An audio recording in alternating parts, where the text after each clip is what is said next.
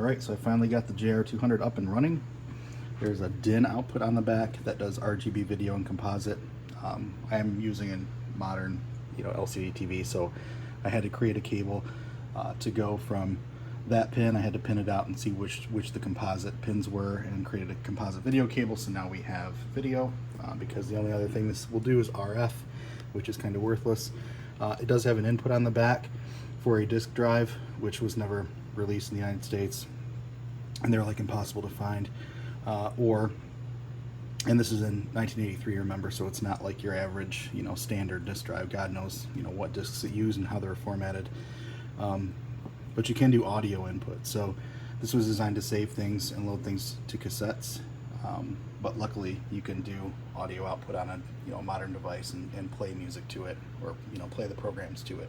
So somebody figured out how to take the binaries, convert them to WAV files, and then you can essentially just play them back. I'm using this little Sony UX to play these things back. So I've already put the command in there. That's the command to load in graphics mode from audio. So I'll go ahead and run that. Hear that click.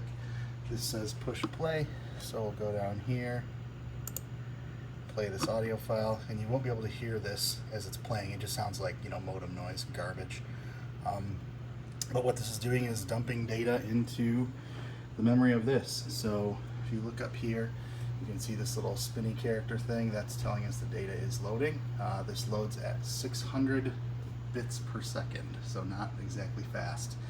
This is the name of the program that it's loading, and this is a program that I downloaded that someone else made. All these programs are written in 6800 assembly. This is running a 68 Motorola 6800 processor, or the equivalent of.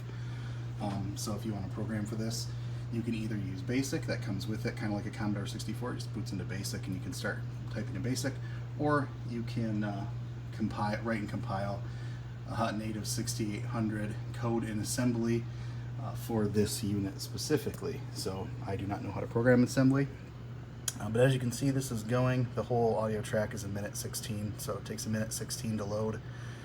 It's almost done.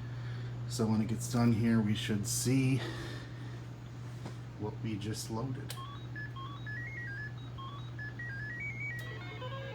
Yeah, it's the cat. So this thing has its own speaker and its own volume knob.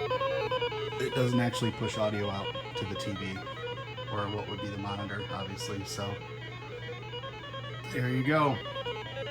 32 kilobytes of RAM and a 1 megahertz equivalent of a Motorola 6800 CPU.